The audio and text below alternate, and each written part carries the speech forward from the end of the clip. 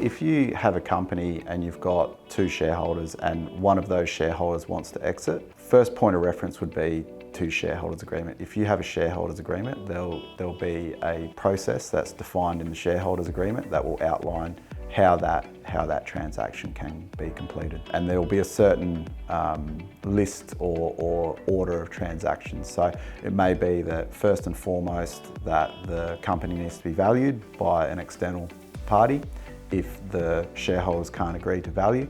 And then from there may be an offer made to the existing shareholders, and then it goes down the line from there. That's the first point of reference, is the shareholders agreement. And that will outline how shareholders are brought in and out of the business. If there's no shareholders agreement, then it's really down to the parties and what they can negotiate between themselves. And if they can't reach agreement, which happens more often than you would think, then it usually ends up in a legal dispute. And the legal dispute generally arises around value. One party will think that the business is worth $300,000 and therefore their shares are worth $150,000, whereas the other person may think the business is only worth $100,000.